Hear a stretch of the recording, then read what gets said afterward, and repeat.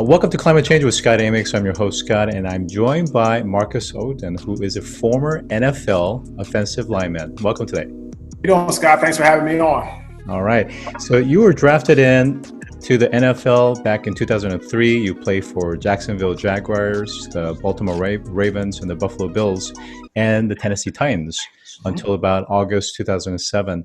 Can you give us a kind of a quick summary of your experience in the 5 years that you were with the NFL? Scott, the NFL was amazing because it taught me a lot about leadership, taught me a lot about hard work, team culture, and a lot of things I did in my NFL career with my teammates on the field, off the field. Transition helped me very nicely into the private sector when I finally got out of the NFL in 2007. Okay. Now, football seems to be running in the family because your brother Jonathan is in the Hall of Fame for being an offensive tackle. Is that right? And also growing up, did that kind of, create a competition within the family, or did you feel that somehow you were being compared too much? No, actually, my brother's about 7 years older than me, Scott, so there wasn't a lot of comparison, but it was great to have someone I could go to and chat with to get some great techniques and advice and coaching. And as a result of that, it really helped me get into the NFL and get drafted. So my brother and I have a great relationship. It wasn't a competitor. It's more like he was my mentor to help me get into the National Football League. All right. So for those that obviously are fans of the NFL, but perhaps maybe things that they don't know that only insiders would know, are there something that you can share with us that you as a player in the different franchises that you experience that perhaps maybe it's just not available to mainstream public? A lot of people don't know, Scott, that our training camp hours can sometimes be 14, 15 hours a day. Between getting there at like 5 in the morning, sometimes you won't leave until 10, 11 o'clock at night, depending upon, the schedule and what's going to go on for that day. So a lot of people don't understand that training camp, it's not just go and play. It's got to go. You have to eat. You have to do film and meetings. It's a full day of work, and most people don't realize that because they say, well, you just go out and play football. There's a lot of preparation goes into getting on the football field, which a lot of people don't know about. Yep. And then also just a little bit in terms of free agents and some of the challenges of kind of the early years before, the bigger salary comes in. How do players kind of navigate that? So basically what happens is on the free agent train, you're going to have a great agent who can help you navigate the waters, that can find the best team for you, find the best fit. And when I was playing, that was not an issue. But before 2000, a lot of things were happening with salary cap and lots of issues, and players weren't getting paid a lot. Owners weren't letting people know about their medical issues and problems. So before 2000, Scott, there was a lot of things going on that players weren't really privy to. But after that, it got a lot better with the new CBA, and it's gone really well since then going forward today. All right. Well, I wish we could go more into your NFL career and your experience, but this episode is really about the kind of that transformation after you got out of NFL, as well as what you're doing currently as an inspirational speaker. So after your career with the football franchises, what did you do? So I struggled with transition, Scott, for about 6 months. And then I finally found a construction company that I built in 2008. I became the largest African American subcontractor in the city of Baltimore and state of Maryland for 2 years. I excelled at site work, utilities, grading, but I was very good, Scott. I was a people person, so I could get contracts. I could get into the networking. I was very good at building relationships with businesses to give us contracts for our company. Yeah. And matter of fact, I think in 2003, you guys won the African American Subcontractor of the Year award in the state of Maryland. But then a few years after, a lot of these successes that you were referring to, something happened. Yeah. So in 2010, we won that award. And then in 2012, I got onto a big project for a client, Turner Construction, and I ended up getting over leveraged where I spent about $2.5 to $3 million of my money unexpectedly in about 90 days to get an issue on a job site rectified. And unfortunately, on the job, Scott, I got over leveraged and spent about $2.5 to $3 million of my own money unexpectedly to finish an issue on the job site that I thought was going to be change order approved work. I did the work. But unfortunately, the developer and the contractor denied my change order request. As a result of that, I had to file a Chapter 7 bankruptcy in April of 2013.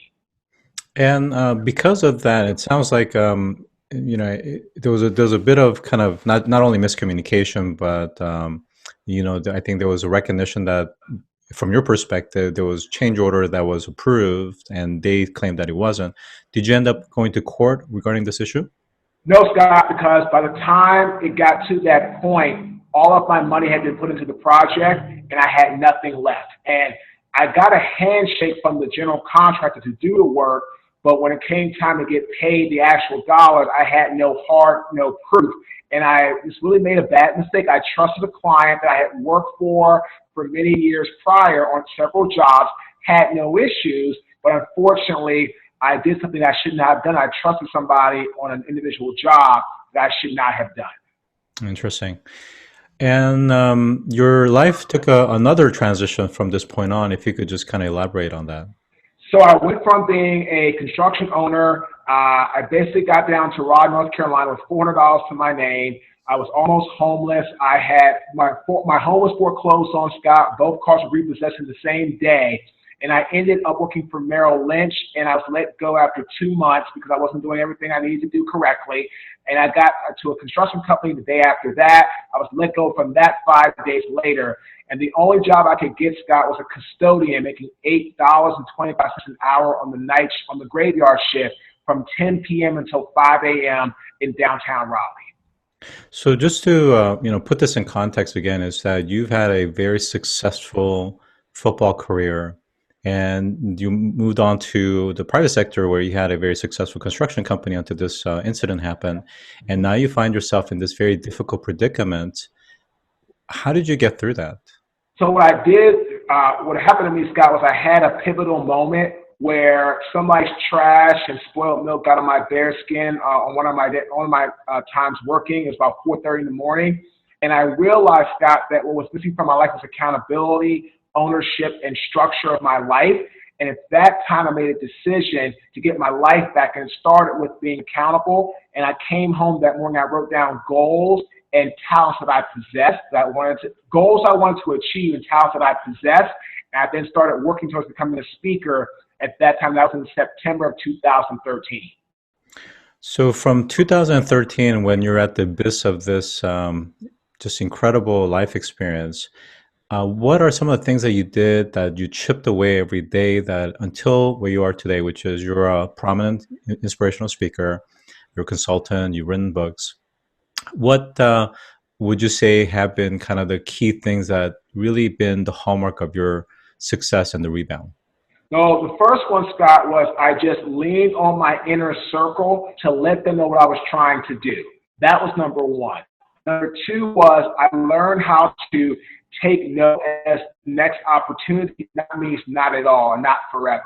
And three, I did a lot of jobs for free in the beginning to perfect my craft, to build up my ability and my archives to do my job at a high level. But I tell them all the time, your inner circle is your net worth. And if you're not leaning on them to kind of know what you're doing, what your plans are, that's not good, because they could help you very much if they know what you're trying to accomplish. Yeah. Well, now that you're in a position of influence, and of course you're on stage and you're sharing ideas, are part of those ideas related to sustainability, climate change? Oh, absolutely, yes, because I tell you all the time, you need to create a healthy culture that can sustain through any climate, what we're going through right now currently. And all that really starts with is a great foundation of teamwork and customer service to your client base, but also great communication, Scott, with the internal base of your team and how you're going to move things forward with your business. So I would talk about a healthy culture is necessary to sustain through any climate that we would go through in any business you have, no matter what that business might be. And of course, certainly at the time of this recording, which is mid-May, we're still somewhat in mostly around the world pandemic lockdown and quarantine. So organizations are under a great pressure and stress to be resilient and to survive through this. Any type of advice that you would give in terms of how do they balance their financial scorecard, but at the same time still maintain that sustainability goal? Focus on these 5 things. Have strong character, help people identify their objectives, help maintain a strong vision for your client base and the organization as a whole, Use your intellect, be cognitive, not emotional, and be direct with your communication internally with your team and externally with your client base as well. Terrific. And with that, I've been joined by Marques Ogden, who is a former NFL offensive lineman and now an inspirational speaker. Thanks for joining today. Thanks for having me, Scott.